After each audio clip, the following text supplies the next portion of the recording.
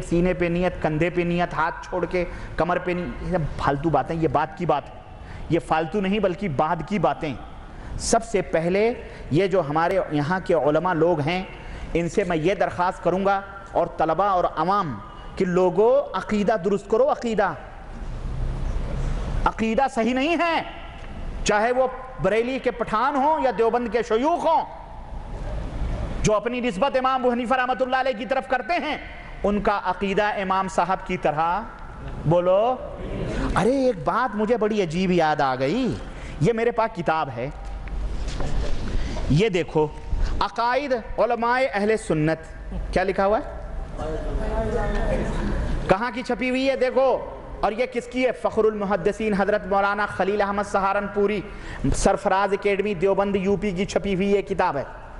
دارالعلوم دیوبند کے بہت بڑے فخر المحدثین ہیں، ان کی کتاب ہے۔ یار ہم نے جو ابھی کہا نا عقیدہ امام صاحب کا نہیں ہے ان کا، نو، یہ دیکھو، اللہ، انہوں نے عقیدے میں کوئی اور امام بنایا ہوا بیچاروں نے، بڑے ہوشیار لوگ ہیں یہ، فقہ میں کوئی اور امام ہے، سلوک میں کوئی اور امام ہے، عقیدے میں کوئی اور امام ہے۔ یہ دیکھو حضرت فخر المحدثین فرماتے ہیں، کیا کہتے ہیں کہ اس سے پہلے کہ ہم جواب شروع کریں جاننا چاہیے کہ ہم، صفحہ نمبر 23 ہے، ہم اور ہمارے مشائخ اور ہماری ساری جماعت بحمداللہ، ہم اور ہمارے مشائخ پورے دیوبند کے، اور اس پہ 300 علماء دیوبند کے فتوے، 300 علماء دیوبند کے سائن اور دستخطیں ہیں، یہ بھی سن لو۔ اور یہ دیکھو اتفاق سے کھل گیا صفحہ نمبر 186، اس کے اوپر لکھا ہوا ہے کہ یہ کتاب خلاصہ عقائد علماء دیوبند ہے، علماء اہل سنت والجماعت کے عقائد ہیں یہ، اس سے انحراف کرنے والا اہل سنت گروہ سے خارج ہے۔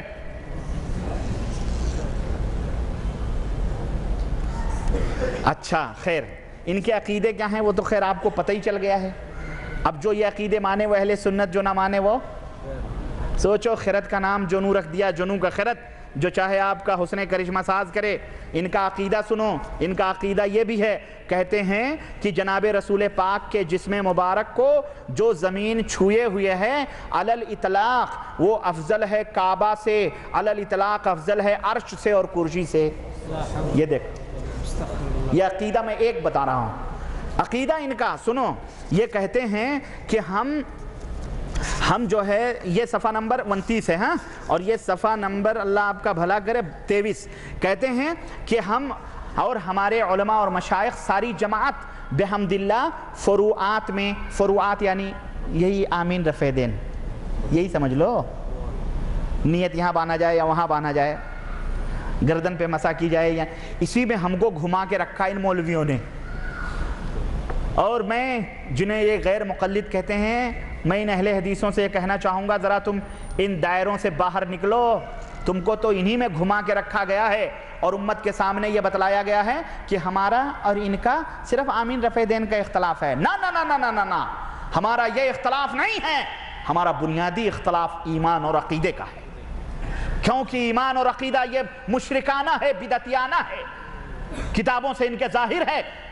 آمین رفع دین کے مسئلے ہم بعد میں حل کر لیں گے۔ یہ دیکھو، کہتے ہیں فروعات میں مقلد ہیں مقتدائے خلق حضرت امام حسین، مقتدائے خلق تمام مخلوقات کے مقتدا پیشوا کون ہیں؟ امام اعظم ابو حنیفہ، نعوذ باللہ۔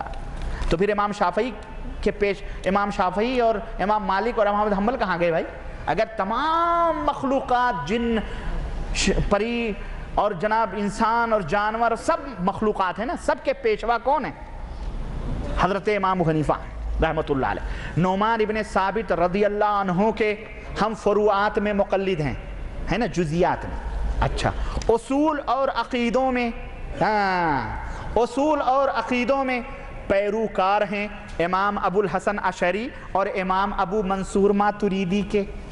سنو، عقیدہ امام صاحب کا انہوں نے، بولو، ان سے پوچھو کہ اے علماء دیوبند حضرات، میں بڑے ادب سے آپ سے درخواست کر رہا ہوں کہ امام ابو حنیفہ رحمۃ اللہ علیہ کے عقیدے میں کون سی خرابی تھی کہ عقیدے میں ان کو صاف کر دیا آپ نے، اور اصول اور عقیدوں میں آپ نے دو امام بنائے؟ اب جب ایک امام کو انہوں نے چھوڑا، امام اعظم حضرت محمد الرسول اللہ، تو پھر دیکھو کتنے کتنے امام بنانے پڑ رہے ہیں ان بیچاروں کو، اللہ توفیق دے۔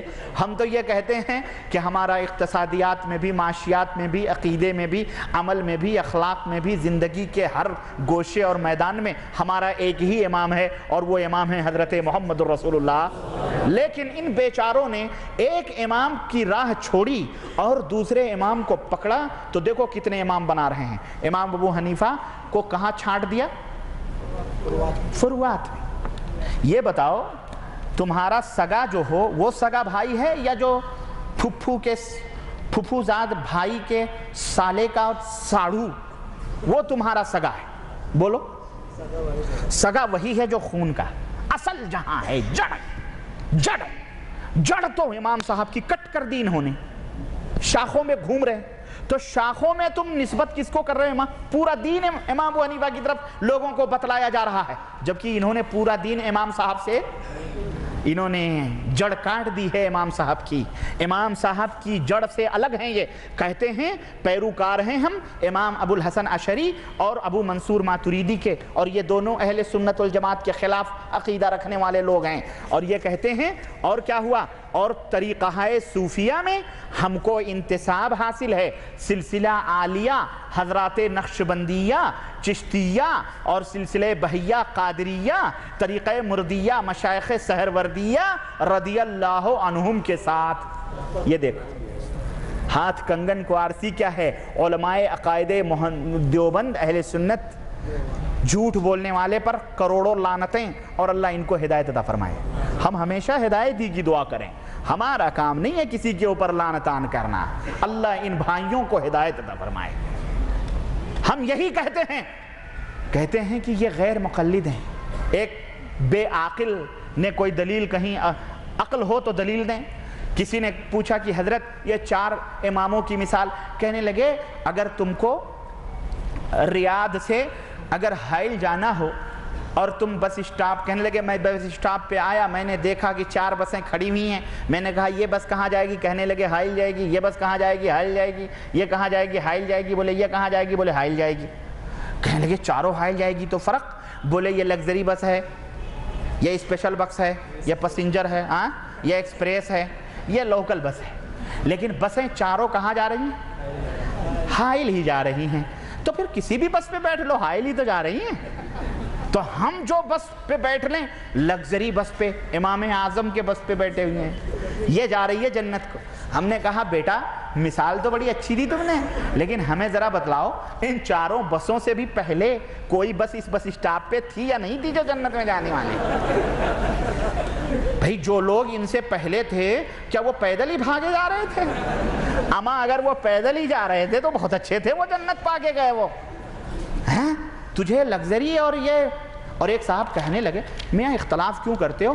اسلام کے 4 دروازے، اسلام ایک گھر کی طرح ہے، اسلام ایک گھر کی طرح ہے، 4 دروازے، اس دروازے سے جو آ رہا ہے وہ بھی گھر ہی میں آ رہا، شہر میں آ رہا۔ اسلام ایک شہر کی طرح ہے، جس شہر کے 4 دروازے، اس دروازے سے جو آ رہا ہے وہ بھی شہر میں آ رہا ہے، اس دروازے سے جو آ رہا ہے وہ بھی شہر میں آ رہا ہے، اس دروازے سے جو آ رہا ہے وہ بھی شہر میں آ رہا ہے، اور اس دروازے سے جو آ رہا ہے وہ بھی شہر میں آ رہا ہے۔ تو چاروں ایک ہی شہر میں آ رہے ہیں، تو پھر جھگڑا کس بات کا، اختلاف کس بات کا؟ یہ جدے میں ایک آدمی نے شبہ کی، اللہ، ہم نے کہا ماشاءاللہ سوال تو واقعی شبہ بڑا، سب کو واقعی اس کی بات ہے پھر اختلاف۔ تو ہمارے ایک بزرگ تھے، ان سے اصل میں یہ سوال ہوا تھا، انہوں نے کہا کہ واقعی تم نے شبہ تو امت کو گمراہ کرنے کے لیے، ہم تم سے یہ پوچھ رہے ہیں کہ یہ بتلاؤ کہ یہ 4 دروازے 4 امام ہیں، تو یہ 4 مذہب کب یہ اس کی پیدائش ہوئی، ایجاد کب ہوئی؟ تو انہوں نے کہا کہ 400 برس کے بعد، 400 برس کے بعد یہ 4 مذہب بنائے گئے ہیں۔ اماموں بیچارے تو مر گئے، ان کا تو کہیں پتہ ہی لتا نہیں، وہ غریب، تو ان کے اوپر 400 برس کے بعد یہ مذہب بنائے۔ تو بولے 400 مذہب، 400 برس کے بعد یہ 4 مذہب بنائے گئے۔ تو سوال یہ ہے کہ یہ جو شہر اسلام کا تھا 400 برس پہلے، کیا اس میں کوئی دروازہ نہیں تھا؟ ہے کہ نہیں؟ تو بولے اب کیا کریں، اب پھنسی نہیں ہے، کہ اب کیا کریں؟ بولے تھا، تو بولے تو وہی دروازہ بتاؤ نا امت کو، یہ تو بعد میں کھولے گئے، ان کی کیا ضرورت ہے بھائی؟ بھائی وہ دروازہ بتاؤ جو نبی کریم صلی اللہ علیہ وسلم نے کھولا تھا اس شہر میں داخل ہونے کے لیے، ہے کہ تو یہ بڑا گھما پھرا کے بیچاروں کو کچھ نہیں ملتا ہے. کہتے ہیں جی غیر مقلد جو تقلید نہیں کرو گے تو پھر یہ ہوگا کہ تم اپنے مرضی کے مطابق جو چاہو گے کرو گے، بے راہ روی پیدا ہوگی. ان سے کہہ دو آج اپنے آپ کو سواد اعظم کہتے ہو دنیا میں، کہتے ہو کہ نہیں کہتے ہو؟ ارے پاکستان ہی کو لے لو، بہت اکثریت ہے، تو اکثریت ہے، ہندوستان میں بھی اکثریت ہے، تو پھر اللہ کی رحمت تو اکثریت پہ نازل ہونی چاہیے کہ نہیں ہونی چاہیے؟ پھر یہ لعنت کیوں برس رہی ہے؟ کیوں جوتے ہم کھا رہے ہیں؟ بولو.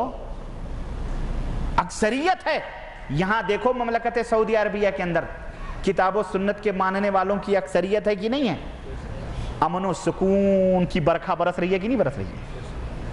ایک ٹرک بھر کر کے سونا لے کے چلے جاؤ، تمہارا اقامہ کاغذ صحیح ہو، ہر ریاض سے تم دمام جاؤ، کوئی تمہیں ٹچ کرنے والا نہیں ہے کہ گاڑی میں اس ٹرک میں کیا ہے. یہ ہے امن و شانتی جس کے بارے میں اللہ نے فرمایا ہے کہ جو لوگ ایمان لائے وَلَمْ يَلْبِسْهُمْ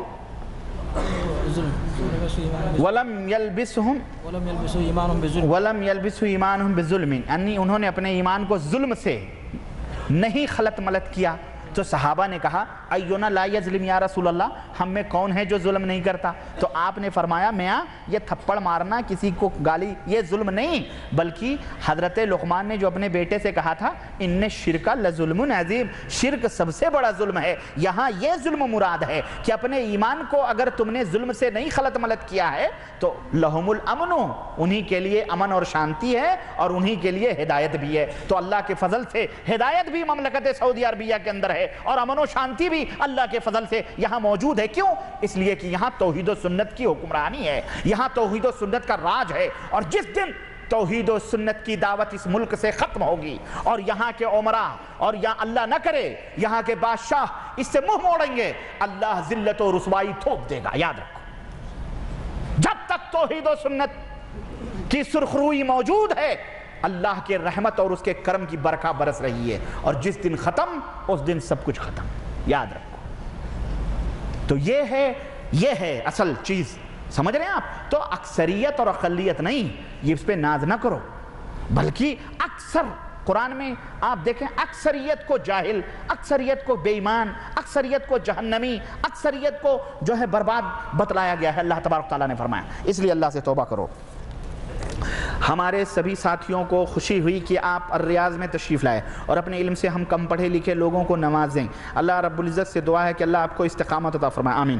امت مسلمہ کو جو کئی فرقوں میں بٹی ہے اور انتشار کا شکار ہے، قرآن و سنت کو ہی مضبوطی سے پکڑنے کی توفیق عطا فرمائے. آمین.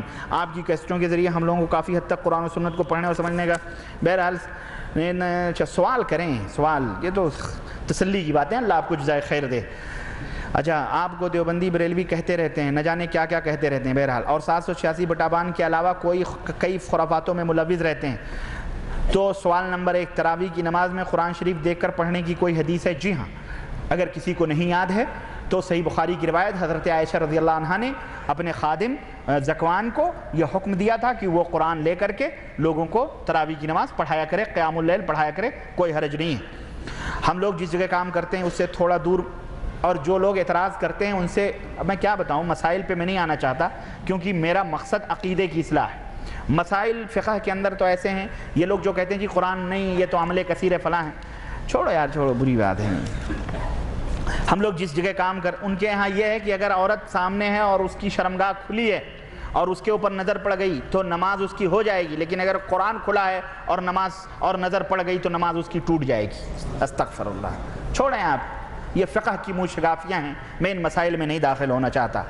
ہم لوگ جس جگہ کام کرتے ہیں اس سے تھوڑا دور مسجد ہے، ہم لوگ مسجد کی اذان سے ورکشاپ میں نماز جماعت کے ساتھ پڑھ لیتے ہیں. کیا بغیر اذان ہماری نماز ہو جائے گی؟ کیا مسجد کی اذان کافی نہیں ہے؟ حدیث کی روشنی میں واضح کریں. دیکھیں اللہ کے رسول صلی اللہ علیہ وسلم نے فرمایا ہے کہ جہاں انشاءاللہ اگر آپ قریب ہے تو انشاءاللہ اسی اذان سے نماز ہو جائے گی، آپ تکبیر کہہ کے نماز اپنی پڑھ لیں، اور اگر اذان بھی کہہ لیں تو کوئی حرج نہیں. تورک رکعت پر کرنا ہے یا فرض 2 رکعت پر بھی کر سکتے ہیں؟ تورک 4 رکعت پر کرنا ہے یا فرض؟ اس میں اہل علم کا اختلاف ہے. بعض لوگ کہتے ہیں 2 رکعت پہ، بعض لوگ کہتے ہیں آخری تشہد میں تورک کرے. تو بہرحال میں سمجھ